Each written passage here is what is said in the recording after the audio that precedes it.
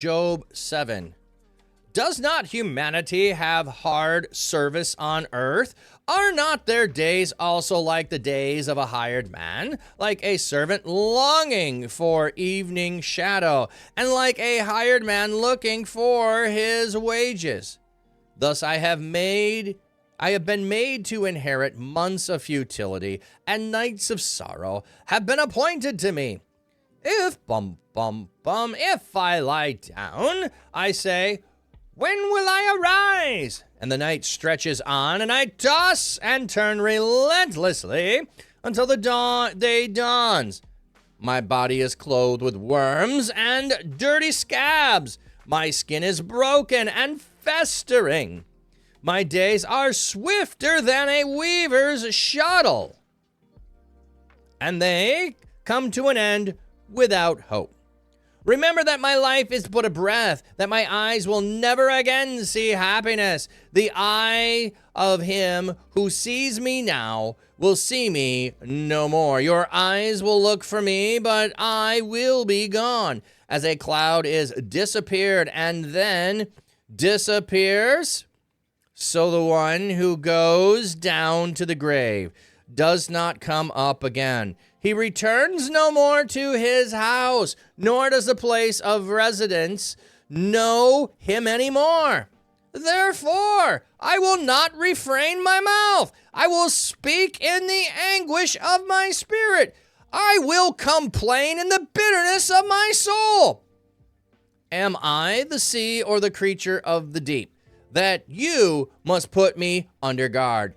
If I say, my bed will comfort me, my couch will ease my complaint, then you scare me with dreams and terrify me with visions, so that I would prefer strangling and death more than life.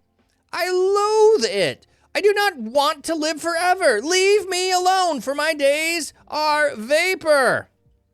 What is mankind that you make so much of them, and that you pay attention to them, and that you visit them every morning and try them every moment? Will you never look away from me? Will you not let me alone long enough to swallow my spittle? If I have sinned, what have I done to you, O watcher of men? Why have you set me as your target? Have I become a burden to you? And why do you not pardon my transgression and take away my iniquity? For now I will lie down in dust, and you will seek me diligently, but I will be gone. All right, there we have it. A good question. A weaver's shuttle. So if you were doing weaving, you would have a device that the thread would be, the yarn would be attached to. So you would use the shuttle to move it through and then pull the thread through. So that's what a weaver's shuttle is. So good question there. If you didn't know what it is. Yeah. Am I that you can just control and put me wherever you want to be? Christopher, when you pray to get something, you are happy regardless of if you receive it. Was you asking for or not? I'm happy at least 50%, 1% of the time.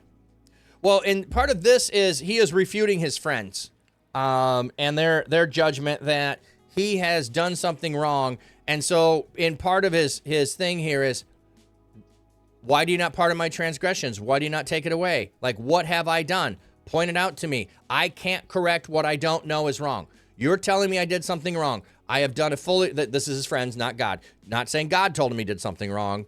He's saying his friends have. Because they're assessing, you have been punished. That means you did something. You don't get punished if you didn't do anything wrong. And I'm like going, from my life experience, I got punished many, many a time when I did not do it. But my sisters would blame me. And there were 2 of them and 1 of me. So I got the blame. And when they didn't blame me, my mom would blame me, even when I didn't do it. So I got punished plenty of times for not even doing anything. Plenty of spankings when I did nothing wrong. Now, I'm not saying I didn't do anything wrong at times. In fact, what I started to decide to do is, I'll get in trouble whether I do it or not. So I'm going to do it because I'm going to get in trouble anyway. At least I'll have the fun of doing it. So you're asking a general person, not based on the reading. Oh, okay. Okay. Like, are you happy? Yeah. Yeah. And I think part of, like, I don't usually dwell on the idea of happiness. I like fulfillment as a better thing, because I can have a bad day and still be fulfilled in what I'm doing. I can have problems that I'm trying to solve and still have fulfillment. So I don't have to have happiness in order to have fulfillment. I can have joy and sorrow and fulfillment all at the same time. Anyway. So he's talking about the hard service and the days that people are like the person who's hiring and the person who is the hired one still have the same number of days. Like, okay. And the person who is the hired person is longing for the evening shadow, and they're longing for it. And they will at least have some, amount of deliverance there. But you know what my problem is? I'm longing for the day to be over, but I hate the night, because when I go to sleep at night, I sleep and dream horrible dreams about all of my sorrow. So I'll have dreams of what the horror happened to my children, of the horror that happened to all of my servants, of all of my possessions. I dream about the horror when I go to sleep. So I'm restless. I toss and turn. I'm in bed all night long. You know what my body is like? It's like worms and dirty scabs and broken skin and festering. And my days are swifter than the Weaver's shuttle. Like, my days are going by super fast. So a Weaver with a shuttle is super fast. That wouldn't be the one that we would use today. Maybe it is. They're faster than the mouse clicker. I don't know. I don't know if that makes sense. In the same way, I don't know if people think mouse clickers are fast, or, rapid fire. They're swifter than the auto fire. There we go. My life is but breath, and my eyes will never again see happiness. So he has resolved himself. Why? Because the sorrow he is feeling at the loss of his children, I think more so than his possessions. And then at the loss of his health, like he sees no hope. He even tells it, I have no hope. There is nothing that gives me hope. Everything I look at, it is bad. Everything I think about, it is bad. At least the person, it's like, I'm going to be gone at some point. I'm going to be gone. Like, this is going to end in death. I see no other outcome. At least at that point, my house won't remember me. My place of residence won't know me.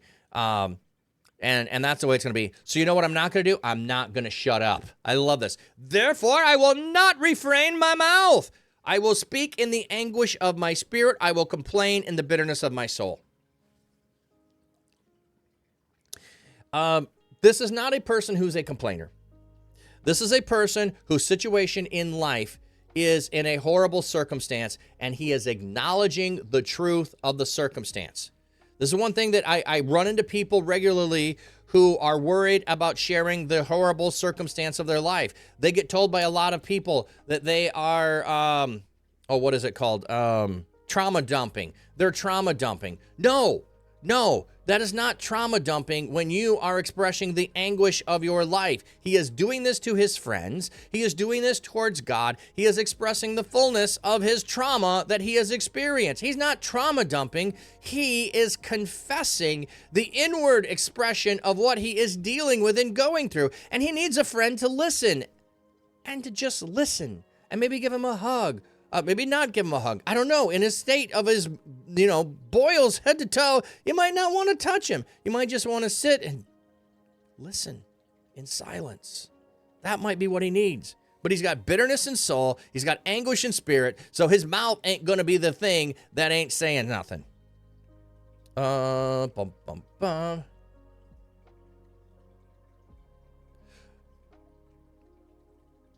But you don't want to trauma dump in chat, or a different how. I'm saying there are people that accuse someone who is doing what Job is doing of trauma dumping. There are people that do trauma dump. Yep. How do you trauma? This would be the difference, I would think, what trauma dumping is. Job just shared what he is going through, and then I have to share what I'm going through. I'm trauma dumping by ignoring what Job just shared and sharing all of my problem. Okay, Now, people just say the person who goes first is a trauma dumper because they don't want to deal with it. They don't want to sympathize. They don't understand what trauma dumping is. Trauma dumping is when someone shares something and now I am doing it as well and ignoring what they are doing. At least that is the way that I see it. So I'll come back to your question in a second, Christopher. Let me just finish this. Yeah, I say to my bed, you'll comfort me, but the bed scares me. I have the dreams. We already went through that. I would prefer strangled and death more than life. This is not in the sense, I mean, like, maybe it is wishing for death. He's already said he's not going to take it into his own hands. But it is the honesty of, like, it seems to him like death would be better because death would end suffering. So a person that is in Job's situation does have I find no hope, and death does seem like an escape. And I hate when I hear people say that they were a coward when someone takes their life. They're not a coward. I don't believe they're a coward. They are hopeless. They have lost hope. They see no hope on the other side. And that's not everybody. And there's other reasons why people take their life. But I'm saying, in a sense, those people that are usually being accused of that are someone who was hopeless. I loathe it. I do not want to live forever. Like, I don't want to live forever. Life is fleeting. I want it to be over. Why can't it be over faster? Suffering is horrible. It can't even leave me alone long enough to swallow my spittle. Like, you guys are berating me. I didn't even have time to breathe, and you're attacking me again. Okay, I think we covered everything. We did it not necessarily in order, but that's where we have it. All right. So, Christopher, you think you messed around it. Let me ask again. Are you happy regardless if God gives you what you asked for or regardless of the outcome? Oh, I misunderstood it. You just said, like, are you happy? Are you happy if you do not get the answer? Well, there are plenty of times when God's answer was no, or I heard no answer, and later on it was totally beneficial to me to have that. So I don't assume that if the answer is no, that's a bad thing. And there's also the part of which I am trying to align myself with God's thinking and God's plans. And by getting no answers and no answer at all, it helps me. So yeah, I'm happy regardless of the outcome of my prayers. Okay,